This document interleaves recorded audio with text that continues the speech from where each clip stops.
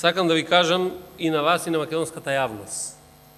Насилство политичко овде во собранието сега моментално прави малцинството врз мнозинството пратеници во собранието на Република Македонија.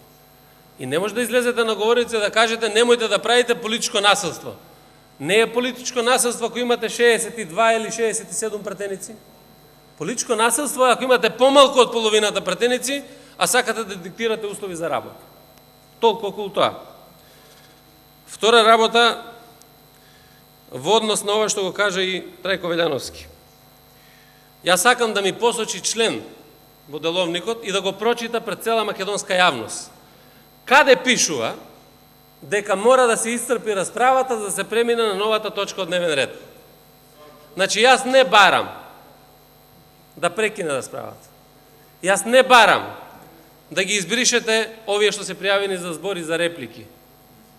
Тоа да остане, а јас барам да преминеме на четврта точка од дневниот ред.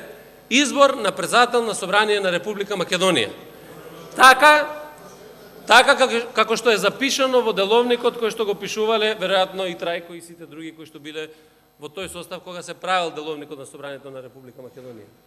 Ако ми посочите член во деловникот во кој што пишува дека не може, сакам навистина да го видам кој е тој член. Инаку вака, вие без претрес морате задолжително да го ставите предлогот на гласање пред Собранието на Република Македонија. Ако црпете надлежности како председател на Собранието, а не сте председател, и дека вие можете да ја продолжите седницата после 18 часот, или да не ја продолжите, да свикате продолжение и да не свикате, тогаш овде немате што да црпете, заради тоа што оваа одлука ја носи Собранието со мнозинство гласови и вие сте должни, без претрес, ако имам јас 10 пратеника како поддршка, да го ставите ова на изјаснување на Собранието на Република Македонија.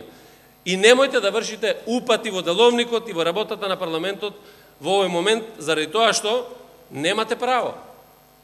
Ако за нешто се повикувате на норми, тогаш ве молам да ги спочитувате овие норми кои што ги има во деловникот. Значи се повикувам на членот 78, став 2, да преминеме на четвртата точка, избор на председател на Собранието на Република Македонија. Се тоа нека остане, па ќе се вратиме дополнително, за да се дообјасните како и што можете да правите во Комисијата за избори и именување. И благодарам.